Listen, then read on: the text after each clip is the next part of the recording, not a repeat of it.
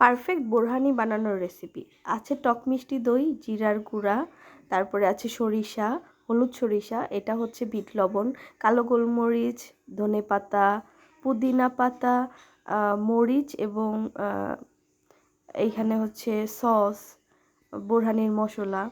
তো আমি হচ্ছে একে একে ইনগ্রেডিয়েন্টগুলো দিয়ে একটা ব্লেন্ড করে মানে পেস্ট করে নিব আর কি। একটু লিকুইডি করব, পানিটা এই জন্য বেশি দিয়েছি কারণ আমার টক মিষ্টি দইটা হচ্ছে বেশ ঘন আছে আর বেশ অনেকখানি আছে আর কি। তো এখন একটা হ্যান্ড হুইস্কের সাহায্যে টক মিষ্টি দইটাকে ফেটিয়ে নিচ্ছি খুব সুন্দরভাবে। আর এখন ওই যে আগে থেকে ব্লেন্ড করা ইনগ্রেডিয়েন্ট সেগুলোকে হচ্ছে দিয়ে দিচ্ছি ধাপে ধাপে, যতটুকু লিকুইড খেতে চান আপনারা আসলে।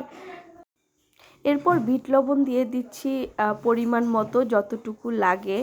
এরপরে দিয়ে দিচ্ছি বোরহানির মশলা, দিয়ে সুন্দর করে হ্যান্ড হুইস্ক দিয়ে এভাবে ঘুরিয়ে ঘুরিয়ে নেড়েচেড়ে মিশিয়ে নিতে হবে। দিয়ে দিচ্ছি টালা জিরার গুঁড়া বেশ খানিকটা, তাও পরিমাণ মতো। এখন দিয়ে দিচ্ছি হচ্ছে চিনি। তারপরে সুন্দর করে নেড়েচেড়ে মিশিয়ে নিয়ে আমরা দিয়ে দিব হচ্ছে মেইন ইনগ্রেডিয়েন্টস, আর এটা হচ্ছে টমেটো সস। আমি এখানে 6 চামচ টমেটো সস ইউজ করেছি। এইটা হচ্ছে আমি 2 লিটার টক দই বানাচ্ছি আর কি।